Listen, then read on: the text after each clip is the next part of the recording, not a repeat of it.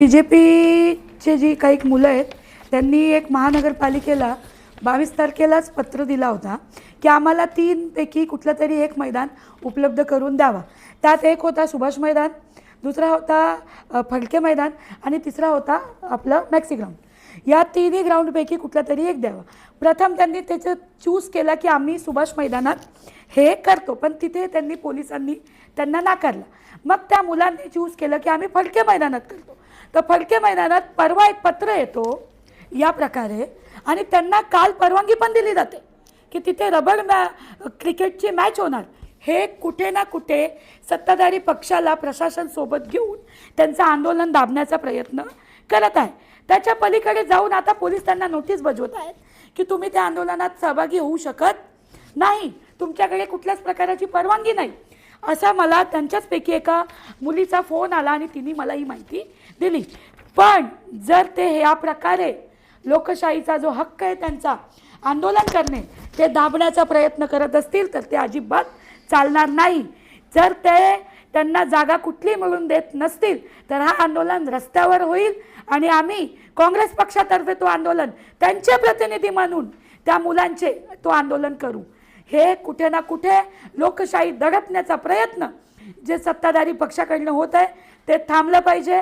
नाही थांबलं, जे प्रेमात आंदोलन शांततेत ती मुलं करणार होती त्यांना त्वरित हे क्रिकेट रोज होत राहतील हे थांबवावे आणि त्यांना फडके मैदान उपलब्ध करून महानगरपालिकेने द्यावा।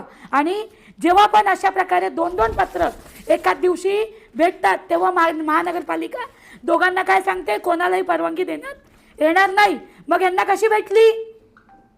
कॉन्ट्रोवर्सीमध्ये ह्यांनी परवानगी दिली कशी? सर्वप्रथम महानगरपालिकेच्या अधिकाऱ्यांना सांगून ठेवते या प्रकारे सत्ताधारीकडे तुम्ही कामं करत नाही, या जनतेच्या येणाऱ्या करवर तुम्हाला पगार मिळते। थांबलं पाहिजे सगळं त्वरित आणि हे परवानगी रद्द करा।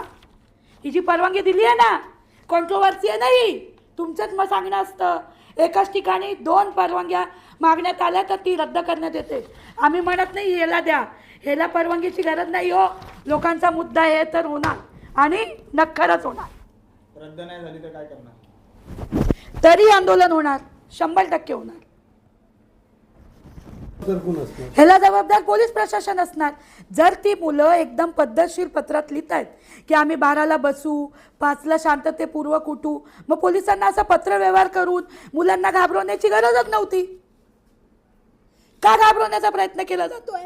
पण ती सध्याची पिढी आहे ती घाबरणार नाही।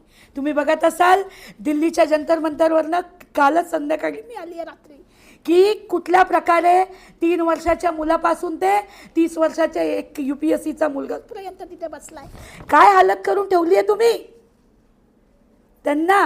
हे चालणार नाही। जे लाठीचार्ज झालाय ह्याचा निषेध म्हणून उद्या आंदोलन करण्यात येईल आणि नक्की करण्यात येईल।